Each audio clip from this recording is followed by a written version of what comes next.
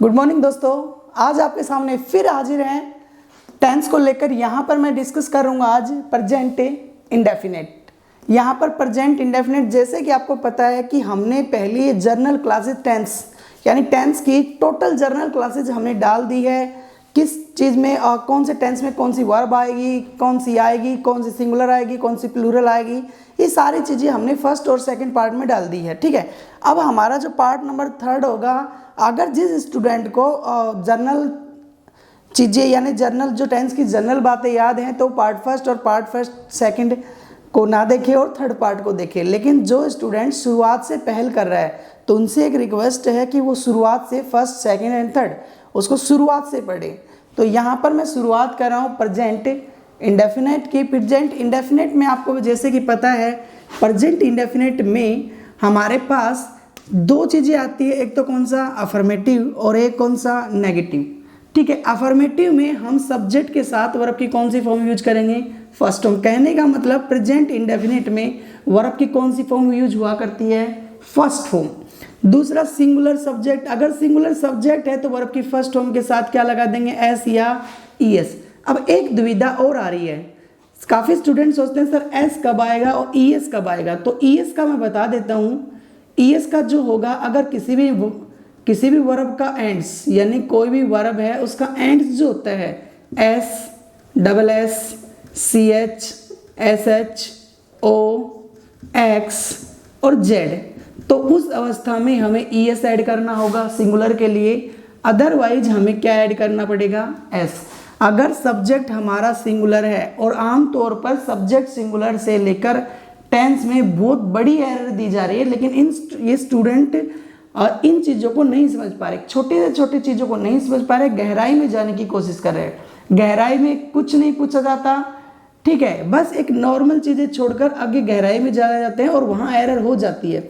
तो ये ध्यान रखना, प्रेजेंट इंडेफिनेट में हमेशा वर्ब की फर्स्ट फॉर्म यूज करते हैं और उसके साथ सिंगुलर अगर सब्जेक्ट है तो वर्ब की फर्स्ट फॉर्म के साथ एस या ईएस ऐड कर देते हैं। अगर प्लूरल सब्जेक्ट है तो वहाँ पर डायरेक्ट वर्ब की कौन सी फॉर्म आएगी, फर्स्ट।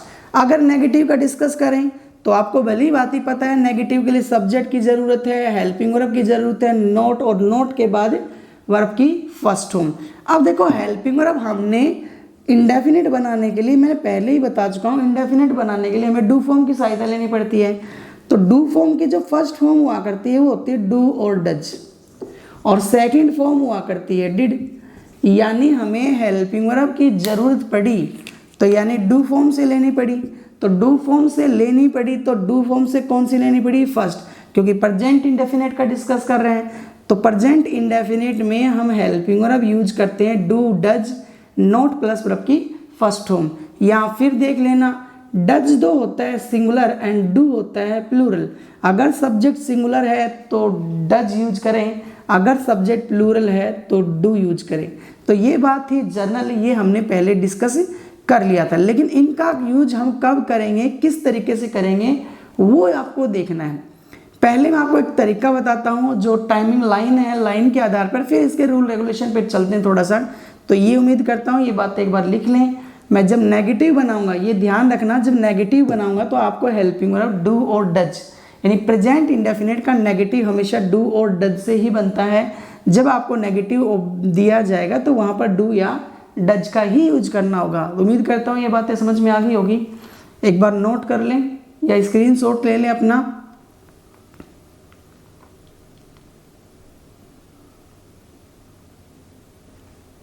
ये बातें जर्नल में भी बता चुका हूँ, लेकिन यहाँ फिर एक बार शुरुआत कर देता हूँ मैं। यहाँ पर जैसे कि मैं टेंस से संबंधित सारी चीज़ें डिस्कस करता हूँ।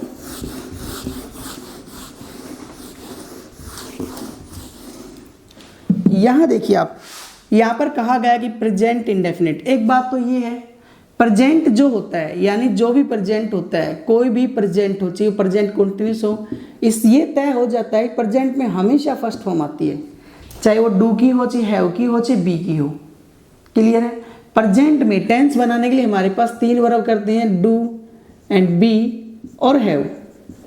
अब बी, डू की फॉर्म फर्स्ट फॉर्म होती है डू और डज, एंड बी की फर्स्ट फॉर्म हुआ करती है इज, एम, आर, और इसकी हैज, हैव, यानी हैव की फर्स्ट फॉर्म होती है हैज और हैव।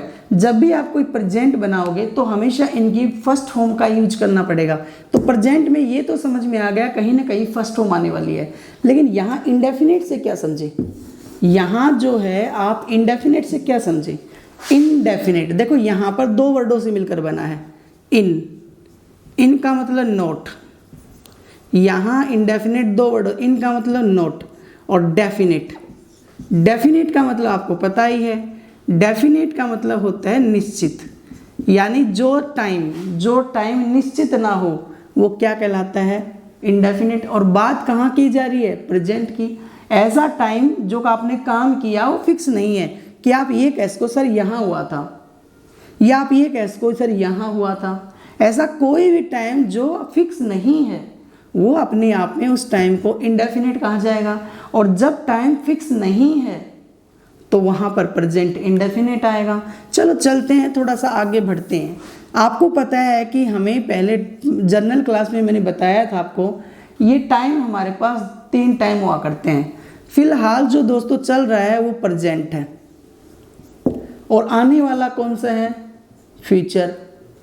अगर जो बीत गया वो कौन सा? पास्ट। अगर मैं आपसे एक बात कहूँ कि मैंने 2009 में +2 पास कर ली थी, तो फिलहाल कौन सी चल रही है? 2020। और मैंने 12th कितने पास की थी? 2009। तो ये तो इंडेफिनिट थोड़ी है, ये तो फिक्स हो गया भाई, ये तो फिक्स हो गया, ये मंथ हो गया। लेकिन अगर डिस्कस मैं ये करूं, ऐसा कोई काम दे दिया जाए, यानी वो काम आपने पास्ट में भी किया है, आज भी कर रहे हो, और वो काम आप आगे भी करोगे।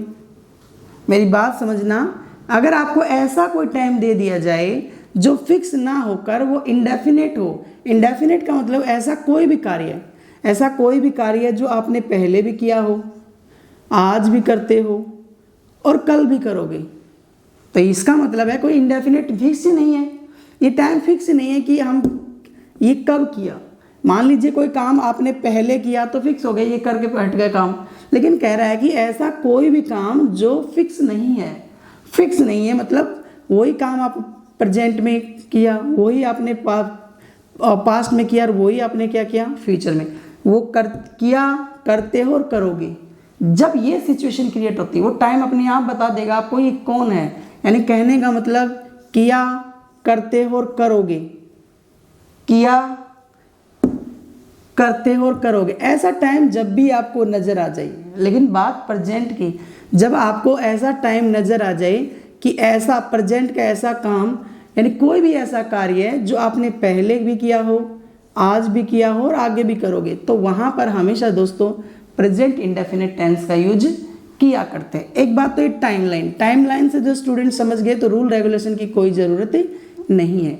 फिर समझ लें, प्रेजेंट का कोई भी ऐसा काम, कोई भी ऐसा कार्य, ऐसा टाइम दे दिया जाए, आपको ऐसा टाइम ऐसा कहा जाए कि वो काम आपने पहले भी किया है और आज भी किया है और आगे भी करोगे, यानी किया भी है, करते भी हो और करोगे भी।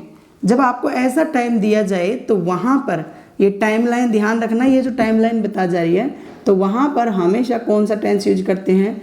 Present indefinite. अब इस नए न्यू स्टूडेंट ये सोच रहे होंगे सर ये कैसा टेंस है, आप किस तरीके से, हमने तो कभी सीखा ही नहीं।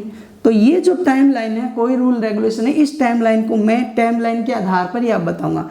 अभी रूल रेगुलेशन का डिस्कस किया जाए तो प्रेजेंट इंडेफिनिट का यूज करते हैं टू मेंशन अ परमानेंट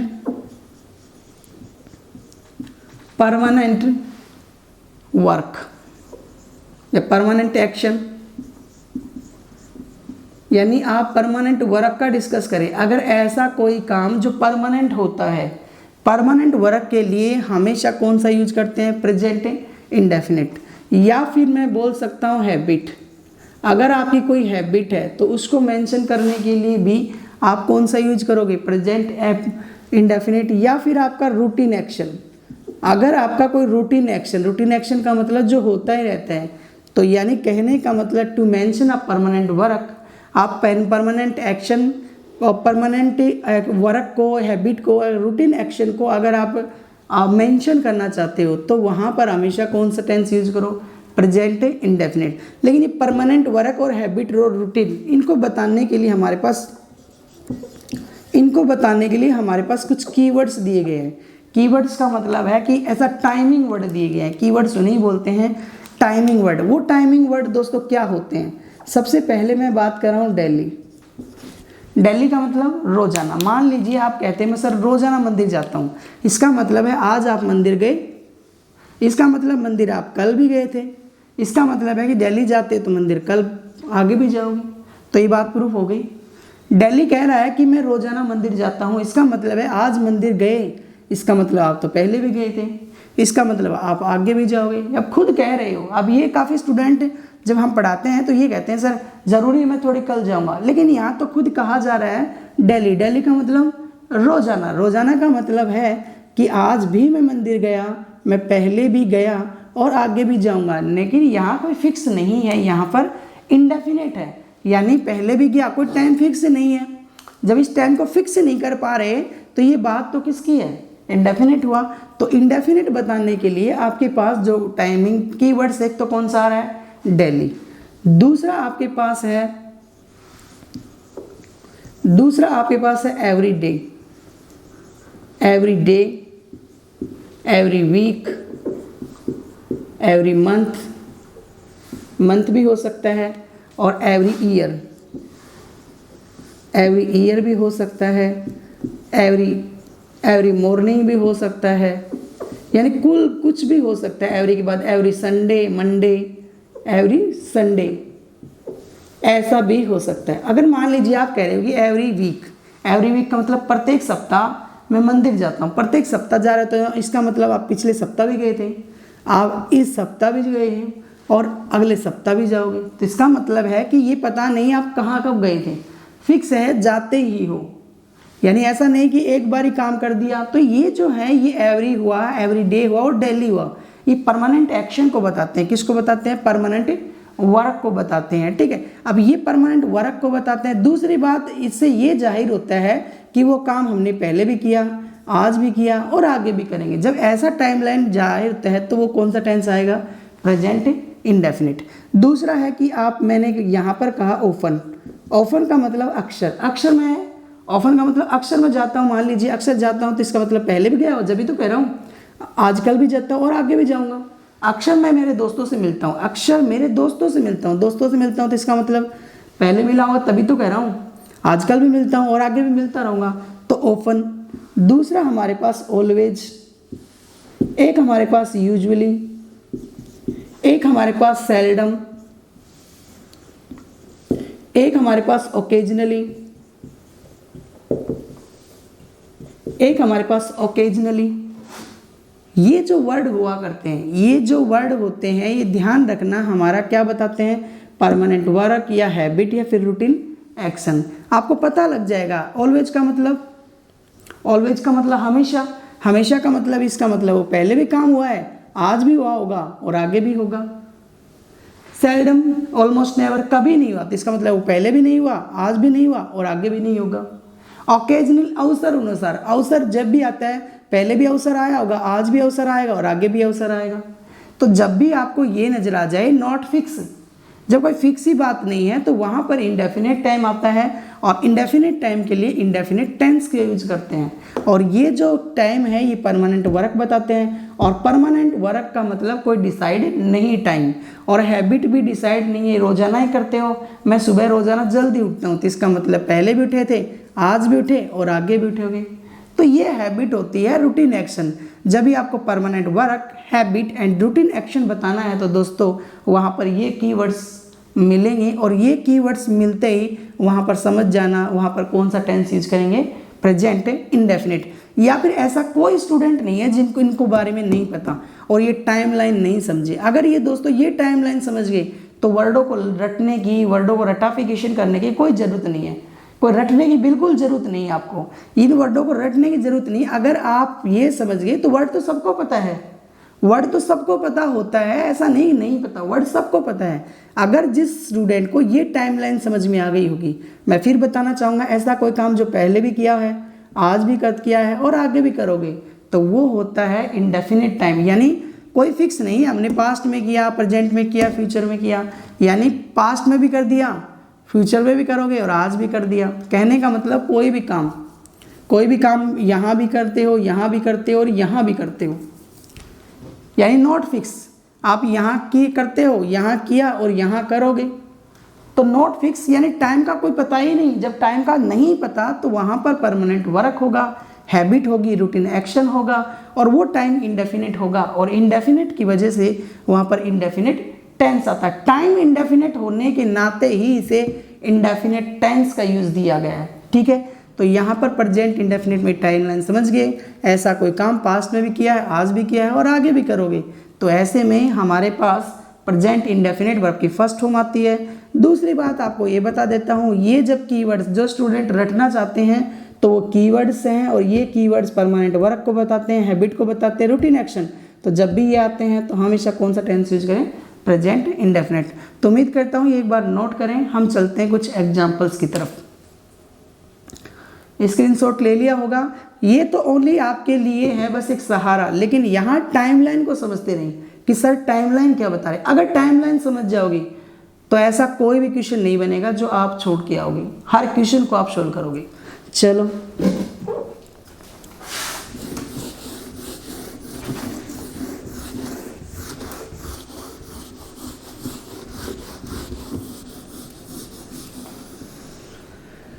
यहाँ पर दोस्तों एक क्वेश्चंस का डिस्कस कर रहा हूँ। मान लीजिए मैंने कहा एक क्वेश्चन, राहुल, आपसे क्वेश्चन पूछा जाएगा इस तरीके से, राहुल इज, या फिर आपको ऑप्शन दिए जाएंगे राहुल ऑलवेज, ऑलवेज और हेयर, और यहाँ पर ऑप्शन दे दिया गया इज कमिंग, एक ऑप्शन दे दिया गया हैज कमिंग, हैज कम, एक ऑप्शन दे दिया गया केम, और एक ऑप्शन दे दिया गया कम्स। क्लियर है?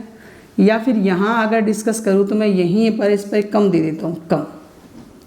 तो आपको क्या पता है, आप देखोगे क्या कैसे भरें। तो यहाँ पर बाकायदा कह रहा है कि ऑलवेज, ऑलवेज का मतलब हमेशा, हमेशा का मतलब वो काम पास्ट में भी हुआ, प्रेजेंट में भी हुआ और कहाँ हुआ, फ्यूचर में, हमेशा ही काम कर रहा है। मान लीजिए आप हमेशा मंदिर जाते हो, मंदिर जाते हो तो इसका मतलब पास्ट में भी गए थे, आज भी गए थे और आगे भी जाओगे। तो कोई टाइम डिसाइड ही नहीं है, डिसाइड नहीं है तो कौन सा टाइम हुआ, इंडेफिनिट। तो ये जो ऑलवेज है ये इंडेफिनिट टाइम है। अब इंडेफिनिट टाइम के लिए इंडेफिनिट टेंस यूज करो, ये तो इंडेफिनिट नहीं होता, ये भी इंडेफिनिट नहीं होता। इंडेफिनिट ये होता है, यानी वर्ब की फर्स्ट फॉर्म इंडेफिनिट होती है। अब वर्ब की फर्स्ट फॉर्म इंडेफिनिट होती है, अब वर्ब की फर्स्ट फॉर्म इंडेफिनिट होती है, तो इंडेफिनिट वर्ब की फर्स्ट फॉर्म हुई, तो यहाँ पर ये भी इंडेफिनिट, ये भी इंडेफिनिट, क्योंकि वर्ब की फर्स्ट फॉर्म के दो रूप होते हैं, एक तो सिंगुलर और एक दोस्तों कौन सा, प्लूरल। लेकिन हमें सब्जेक्ट देख लेना चाहिए। तो यहाँ राहुल सिंगुलर है, राहुल वन है, तो वन है तो यहाँ पर कम नहीं आएगा, आंसर क्या आएगा, कम्स। क्लियर है? दूसरा देखें, दूसरा मैंने कहा my sister go to temple और दिल्ली। मैंने कहा my sister go to temple Delhi, यानी मेरी जो बहन है वो मंदिर रोजाना जाती है। अब मंदिर रोजाना ही जाती है तो इसका मतलब दिल्ली का मतलब रोजाना, प्रतिदिन, यानी इसका मतलब तो पहले पास्ट में भी गई है, प्रेजेंट में भी गई है और कहाँ गई है, फ्यूचर में। दिल्ली का काम हो गया तो इसका मतलब भाई आज गई, कल भी गई और आगे भी जाएगी। जब ये तीनों ही टाइम है तो इंडेफिनिट हुआ। तो दिल्ली भी अपने आप में इंडेफिनिट टाइम है, ये डेफिनेट नहीं है, इंडेफिनिट टाइम है। और इंडेफिनिट टाइम आते ही ऐसा आपको महसूस हो ये पास्ट में भी किया, प्रेजेंट में और फ्यूचर में भी करेंगे, तो इंडेफिनिट के लिए हमेशा वर्ब की कौन सी फॉर्म, फर्स्ट फॉर्म। अब आपको यहाँ पर गो है, हालांकि इस तरीके से क्वेश्चन पूछा जा सकता है। पहला ऑप्शन दे दिया गया आपको हैज गोन, दूसरा ऑप्शन दे दिया गया आपको वेंट, तीसरा ऑप्शन दे दिया गया आपको विल गो, एंड चौथा ऑप्शन दे दिया गया आपको गोज। तो आपको या ऐसे भी क्वेश्चन मिल सकते हैं या फिर कॉमन एरर से संबंधित क्वेश्चन पूछे जाएंगे, वो भी बताऊंगा। तो आपको पता है ये इंडेफिनिट टाइम है और ये जो है ये तो परफेक्ट है, यानी परफेक्ट का मतलब ये तो काम हो ही गया है, दोबारा तो हुआ ही नहीं है। वेंट ये भी हो गया, ये भी नहीं हुआ दोबारा। अब विल गो ये तो होगा, ये तो भाई विल गो फ्यूचर है, ये तो होगा, लेकिन ये काम तो हो गया, आज भी होगा और आगे भी होगा। तो ये लो, जब आपको लगे कि जब हमारे पास कोई टाइम फिक्स नहीं है, इंडेफिनिट टाइम है, तो वहाँ पर आप प्रेजेंट इंडेफिनिट टेंस यूज के रखो, तो वहाँ पर क्या आ जाएगा, गोज। अब काफ़ी स्टूडेंट ये सोच रहे होंगे सर गोज क्यों आया, क्योंकि माई सिस्टर सिंगुलर है, तो इसलिए वर्ब की फर्स्ट फॉर्म के साथ दोस्तों एस या ईएस का यूज करना होता है, तो यहाँ पर गोज आंसर आ जाएगा। चलो एक क्वेश्चन और आपके आगे बढ़ते हैं थोड़ा। ये बोला गया माई आई यूजुअली और मीट माई ओल्ड फ्रेंड। कहने का मतलब I usually meet my old friends. Usually का मतलब आमतौर पर मैं मिलता रहता हूँ मेरे दोस्त से। अब यानी यूजुअली मिलता हूँ तो मतलब आजकल भी मिलूंगा, पहले भी मिला होगा और आगे मिलते रहूँगा, यानी उससे तो नाता तोड़ा ही नहीं। यूजुअली काम चलता रहता है, काम चलता रहता है तो इसका मतलब पहले भी चला होगा, इसका मतलब आजकल भी चलेगा और आगे भी चलेगा। तो यूजुअली भी हमारे पास एक परमानेंट वर्क ही है, तो यहाँ पर भी ध्यान रखना कौन सी फॉर्म आएगी, फर्स्ट। अब आपको ऑप्शन दे दिए जाएँ या फिर ऑप्शन ही दिए जाएंगे, ध्यान रखना।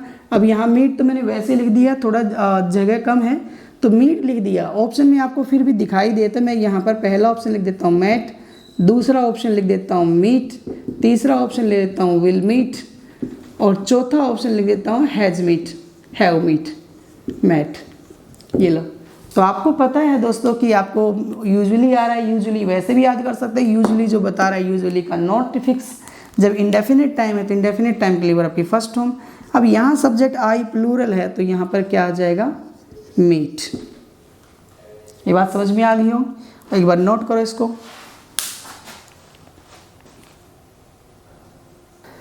कुछ एग्जाम्पल्स दिए हैं आपके सामने, एक बार सोल्व करो कि दूसरा जो पैटर्न है वो ये पैटर्न है। पहला जो मैंने आपको बताया था वो फिलअप का है। आपका दूसरा पैटर्न ये हो सकता है स्पोर्टिंग एरर। टेंस में स्पोर्टिंग एरर भी बहुत पूछी जा सकती है या फिर आपसे फिलअप का क्वेश्चन पूछा जाएगा। तो यहाँ स्पोर्टिंग एरर का मतलब यहाँ 4 ऑप्शन दिए गए हैं, यहाँ 4 ऑप्शन दिए गए हैं। एक तो ऑप्शन है ए, एक है बी, एक है सी और एक कौन सा, डी। अब आपको देखना है कि कौन से पार्ट में एरर है, यानी बहुत सारे टॉपिक बनेंगे लेकिन यहाँ पर आपको टेंस से संबंधित बताया जाए, धीरे धीरे उन चीज़ों का भी नॉलेज हो जाएगा। तो यहाँ पर कह रहा है कि एवरीडे, एवरीडे का मतलब क्या होता है, प्रत्येक दिन। इसका मतलब है कि वो आज भी किया है, पहले भी किया है, इसका मतलब आप आगे भी करोगे। मैं आपको कहता हूँ वो कोई भी आज चीज़ आप बता रहे हो कि अब मैं रोज़ाना मंदिर जाता हूँ, इसका मतलब मंदिर जाते हो, मंदिर जाते हो तो आज भी गए होगे, यानी कल भी गए होंगे, और रोज़ाना जाते हो तो आगे भी जाओगे, यही तो कहना चाह रहे हो। तो अपने आप में जब भी इंडेफिनिट टाइम और एवरीडे अपने आप में इंडेफिनिट टाइम बताता है, अब इंडेफिनिट टाइम बताता है तो वहाँ पर इज प्लेइंग का डिस्कस थोड़ी किया जाएगा, वहाँ तो प्रेजेंट इंडेफिनिट, ये तो कॉन्टिन्यूस है, वहाँ पर इंडेफिनिट टेंस आएगा। जब इंडेफिनिट टाइम है तो कॉन्टिन्यूस कैसे आ सकता, नहीं, ये प्रेजेंट इंडेफिनिट है। जब प्रेजेंट इंडेफिनिट है तो वहाँ पर इज प्लेइंग ना कर वहाँ पर वर्ब की फर्स्ट फॉर्म आएगी। तो राम सिंगुलर है तो दोस्तों वहाँ पर आंसर क्या आना चाहिए, प्लेज, लेकिन दिया क्या, इज प्लेइंग। तो पार्ट हमारे बी में एरर है। दूसरा देखना, they usually has come to meet me, वो आमतौर पर यहाँ पर यूजुअली आता है, तो यहाँ पर यूजुअली का मतलब, तो इसका मतलब वो पहले भी आया है, जब आज आया है तो वो आगे भी आएगा, यानी यूजुअली काम चलता रहता है, कभी काम रुका ही नहीं, कोई इंडेफिनिट नहीं, कोई पता नहीं है। जब इंडेफिनिट टाइम है तो वहाँ पर परफेक्ट कौन करता है, परफेक्ट तो नहीं करते। जब परफेक्ट नहीं करते तो कौन सा करते हैं, इंडेफिनिट यूज करते हैं। और इंडेफिनिट में वर्ब की कौन सी फॉर्म, फर्स्ट फॉर्म। तो दे प्लूरल है तो यहाँ पर आंसर आएगा कम, यानी यहाँ पर हैव था, यहाँ पर हैव को हटा देंगे। क्लियर है। यहाँ देखना सी सेल्डम, सेल्डम भी अपने आप में ऑलमोस्ट नेवर, ऑलमोस्ट नेवर का मतलब कभी नहीं हुआ, इसका मतलब पास्ट में भी नहीं हुआ, आज भी नहीं हुआ, आगे भी नहीं होगा, ऑलमोस्ट नेवर। सेल्डम का मतलब तो ऑलमोस्ट नेवर, यानी मैं यहाँ पर आपको बता देता हूँ, सेल्डम जो होता है इसका मतलब होता है ऑलमोस्ट नेवर, कभी हुआ ही नहीं। इसका मतलब तो पास्ट में भी नहीं हुआ, आज भी नहीं हुआ, आगे भी नहीं होगा। तो ये बात समझ में आ रही होगी। जब ऑलमोस्ट नेवर आ रहा है तो फिर वर्ब की फर्स्ट फॉर्म। लेकिन एक बात देखना, जब ये ऑलमोस्ट नेवर, ऑलमोस्ट में खुद नेवर है, नोट है, ऑलमोस्ट एक खुद नेगेटिव वर्ड है, जब ये नेगेटिव वर्ड है तो नोट लगाने की जरूरत नहीं है, तो आप नोट हटाओगे। लेकिन जब भी नोट हटेगा तो आपको पता है कि प्रेजेंट इंडेफिनिट में डज को भी हटाना पड़ेगा, तो यहाँ पर एरर है डज नॉट।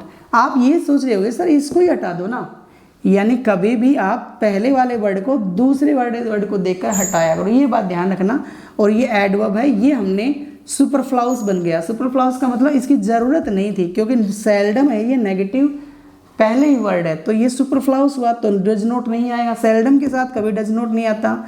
अब यहाँ पर फिर देख लो, सी सब्जेक्ट क्या आ रहा है, सिंगुलर, तो डज नॉट नहीं आएगा, तो वहाँ जो आंसर आना चाहिए क्या आना चाहिए, पे। तो यहाँ पर आंसर हमारे पास होगा पेज। क्लियर है? तो ये थी कुछ बातें। तो यहाँ पर हमारे परमानेंट वर्क, यानी ये जो बात समझ गया वो कभी भी टेंस, प्रेजेंट इंडेफिनिट टेंस कभी नहीं भूलेगा। और ये टाइम वाइम तो भूलते रहते हैं, लेकिन समझ सबके अंदर होती है दोस्तों, समझ सबके अंदर होती है, कह क्या जा रहा है। तो ये बात समझ में होगी, एक उम्मीद करता हूँ। एक बार स्क्रीनशॉट ले लें और इसको एक बार लिखें। यानी जो बात हमने अभी तक बताई थी, जो भी परमानेंट एक्शन, रूटीन एक्शन, अगर मैं एक क्वेश्चन का डिस्कस और करूँ आपके सामने, अगर मैं एक क्वेश्चन का डिस्कस करता हूँ, अगर मैं ये करूँ आपके सामने, मान लीजिए मैंने कहा सी, और यहाँ पर आपको ये दे सी, चलो वैसे लिख देता हूँ, she gets up early in the morning, she gets up early in the morning. तो इसका मतलब है, तो ये अपने आप में एक रूटीन हैबिट हो गई। Habit gets up early in the morning, सुबह जल्दी उठती, इसका मतलब कि पहले भी उठती थी, आज भी उठती है और आगे भी उठेगी। जब उठेगी तो यहाँ पर लो वर्ब की फर्स्ट फॉर्म आ गई, और वर्ब की फर्स्ट फॉर्म के साथ एस या ई एस, क्योंकि सब्जेक्ट हमारे पास क्या आ रहा है, सिंगुलर। तो उम्मीद करता हूँ ये परमानेंट वर्क और रूटीन एक्शन ये आपको समझ में आया होगा। आगे चलते हैं, प्रेजेंट इंडेफिनिट को थोड़ा आगे बढ़ाते हैं।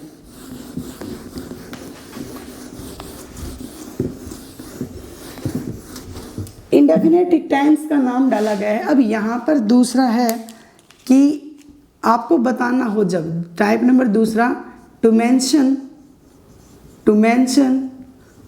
Universal truth, universal truth. जब आपको मेंशन करनी हो यूनिवर्सल का मतलब सार्वभौमिक सत्य। जब आपको यूनिवर्सल ट्रूथ मेंशन करनी हो तो वहाँ पर भी आप प्रेजेंट इंडेफिनिट का यूज करते हैं।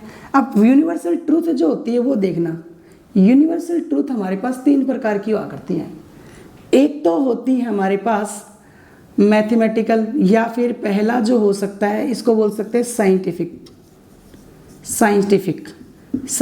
का मतलब, साइंटिफिक फैक्ट का मतलब होता है ऐसी किसी बात को वैज्ञानिकों ने सिद्ध किया है, हमें खुद नहीं पता था, ऐसी बात किसी वैज्ञानिक ने सिद्ध किया है और वो ब्रह्मांडिक हो चुकी है, यूनिवर्सल हो चुकी है, तो वही साइंटिफिक फैक्ट होगा। और साइंटिफिक फैक्ट होगा वो यूनिवर्सल अगर बना है तो वहाँ पर हमेशा प्रेजेंट इंडेफिनिट टेंस का यूज होगा। दूसरा हम बोलते हैं मैथमेटिकल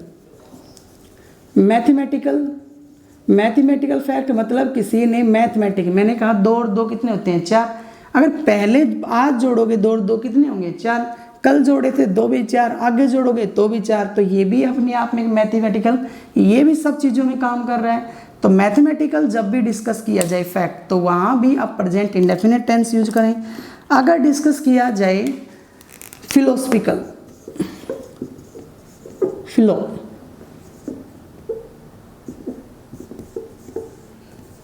यहाँ पर फिलोसफिकल है, ये जो फिलोसफिकल फैक्ट, फिलोसफिकल का मतलब जिस बात को किसी ने कह दिया और वो एक यूनिवर्सल ट्रूथ बन गई, तो वहाँ पर भी आप कौन सा टेंस यूज करोगे, प्रेजेंट इंडेफिनिट। यानी कहने का मतलब to mention a universal truth. Universal truth दोस्तों साइंटिफिक भी हो सकती है, मैथमेटिकल भी हो सकती है और फिलोसफिकल। यहाँ एग्जाम्पल में 1-2 एग्जाम्पल से मैं आपको डिस्कस कराऊंगा। यहाँ पर मेरे पास है साइंटिफिक, मान लीजिए आपको ये पता है, मैंने लिखा द सन, और आपको एग्जाम में यहाँ पर मैं फिलअप करवा रहा हूँ राइज इन द ईस्ट, ये लो। तो आपको पता है कि the sun rise in the east, यानी इसका मतलब है कि जो सूर्य है वो कहाँ उगता है, राइज करता है। शोर है पूर्व में, इसका मतलब है आज भी पूर्व में उगा है, आप पहले भी पूर्व में उगा था और आगे भी पूर्व में उगेगा। ये बात श्योर है। ये जो इंडेफिनेट है ये ऐसा तो नहीं है कि भाई आज ही उगा है या फिर आगे ही उगेगा, ये पहले ही उगे। अगर आपको मान लीजिए यहाँ पर सेकंड फॉर्म लगा दी तो इसका मतलब है ये काम तो पहले ही हुआ था। ये काम कब हुआ था? पहले। लेकिन यह क्या आज सूर्य नहीं निकला? क्या कल नहीं निकलेगा। तो इसका मतलब ये भी अपने आप में एक परमानेंट वर्ग की श्रेणी में आता है, इंडेफिनिट टाइम की श्रेणी में ही आता है। इसका मतलब पता नहीं कि सूर्य कब से निकल रहा है, कब रोज निकलता है और आगे भी निकलेगा। तो ये बात समझ में आ गई होगी। दूसरा एक यूनिवर्सल ट्रूथ है, क्योंकि हमें थोड़ी पता था ये दिशाओं का ज्ञान भी साइंटिफिक बनाया गया है। तो जब दिशाओं का साइंटिफिक बनाया गया है तो हमें साइंटिस्ट ये पता चला होगा, तो ये साइंटिफिक फैक्ट बना और ये यूनिवर्सल ट्रूथ बना। अब यूनिवर्सल ट्रूथ बना तो दोस्तों वहाँ पर आपकी फर्स्ट फॉर्म आएगी, आंसर आएगा राइज। आप यही सोच रहे होगे, लेकिन एक बार सब्जेक्ट की तरफ आपकी फर्स्ट फॉर्म जहाँ भी भरो तो सब्जेक्ट की तरफ देख लिया करो। द सन सिंगुलर है प्लूरल? सिंगुलर। तो यहाँ राइज नहीं, आंसर आएगा राइज। दूसरा अगर मैं डिस्कस करूं, मैं आपके सामने डिस्कस कर रहा हूं वाटर और मैंने ये लिख दिया बॉइल्ड एट 100 डिग्री सेल्सियस और पार्टीशन बना दी 1 पार्टीशन 2 पार्टीशन 3 पार्टीशन और नो एरर। आप बताओ क्या सही है?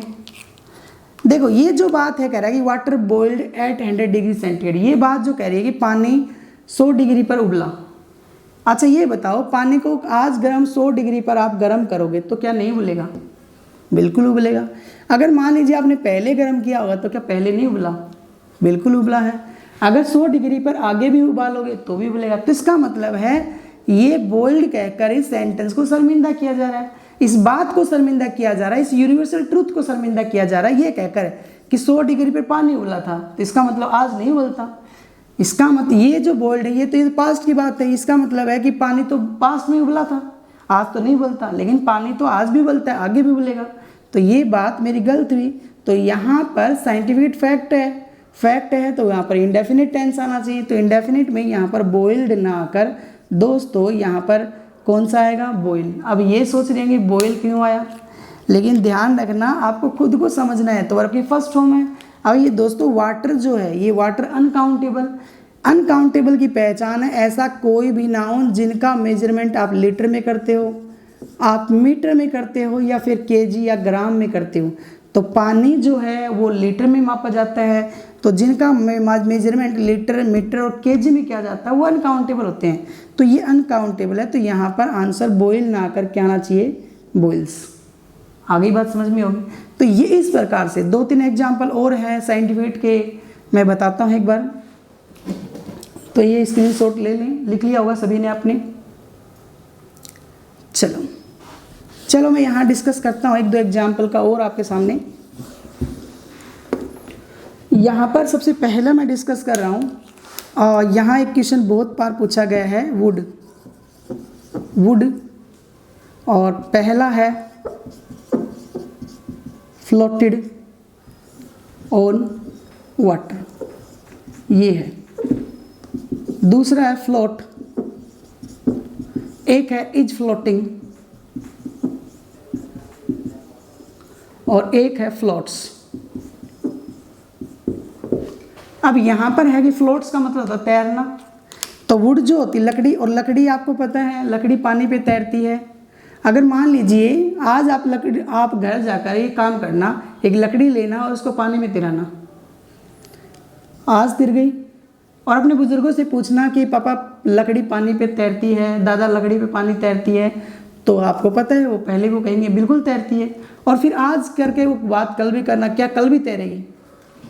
अगर वो पहले भी तैरी, आज भी तैरती है और आगे भी तैरेगी, तो इसका मतलब है कि ये अपने आप में फैक्ट बना। ये काम हमेशा जब भी करोगे तो तभी लागू होगा। तो ये भी इंडेफिनिट हुआ तो वर्ब की कौन सी फॉर्म हुई? फर्स्ट फॉर्म ही। तो वुड जो है अनकाउंटेबल है, क्योंकि लकड़ी का मापन भी आप किस में करते हो? केजी में करते हो तो वुड सिंगुलर है, तो यहाँ पर भी वर्ब कौन सी आएगी? फ्लोट्स। क्लियर है? दूसरा अगर डिस्कस करूँ मैं, यही क्वेश्चन में ये लिखता हूँ आयरन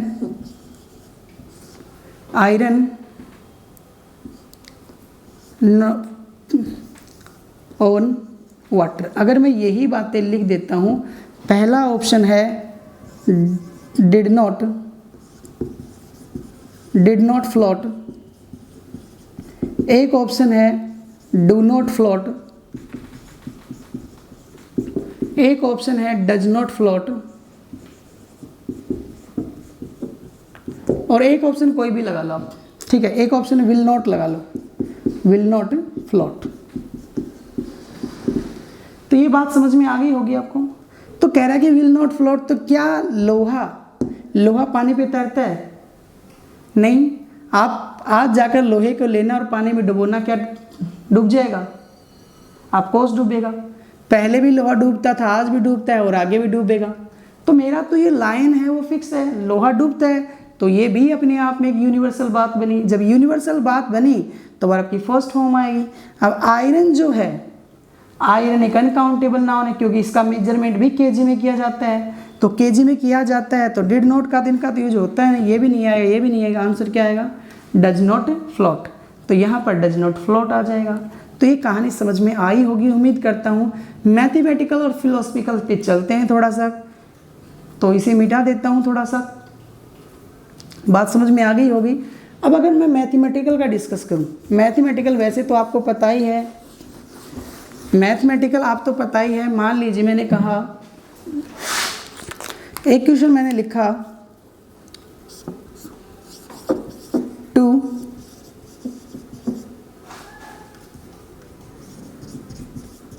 पैरेलल लाइन्स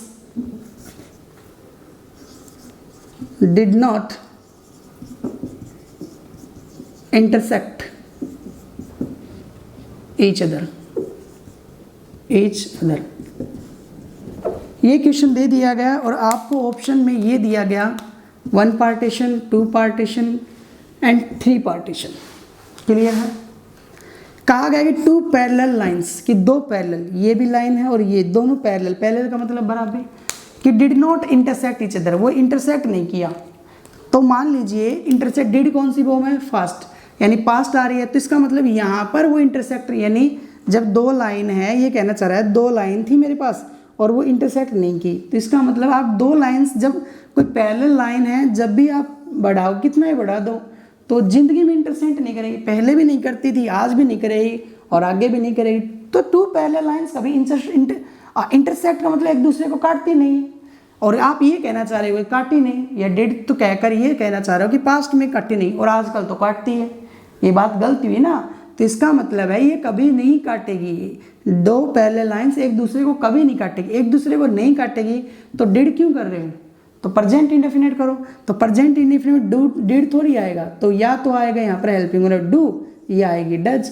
अब यहाँ पर लाइन्स है, लाइन्स प्लूरल है, तो डज नहीं आएगा, आंसर क्या आएगा? डू। ये लो अपना मैथमेटिकल हो गया, ये मैथमेटिकल हो गया। अगर एक और डिस्कस करूँ, मैं ये डिस्कस कर रहा हूँ, मैंने कहा ट्रू लव नेवर चेंज्ड। मैंने कहा ट्रू लव नेवर चेंज, कि सच्चा प्यार नहीं बदला। अरे ये बात तो यूनिवर्सल फिलोसफिकल है, ये तो बात फिलोसफिकल है, किसी ने कह दी कि सच्चा प्यार नहीं बदलता, और जो बदल जाए वो सच्चा प्यार नहीं है। एक बात समझना, बच्चों के माइंड में काफ़ी बार कमेंट आते हैं, सर प्यार तो अक्सर ही बदलते हैं। अरे कैसे बदल सकते हैं? अगर वो सच्चा ही हुआ तो बदलेगा नहीं, अगर वो प्यार सच्चा नहीं है तो बदलेगा। जो प्यार सच्चा है वो बदलेगा नहीं, जो प्यार ही नहीं है जो बदलेगा वो प्यार नहीं है। मेरी बात को समझ लेना।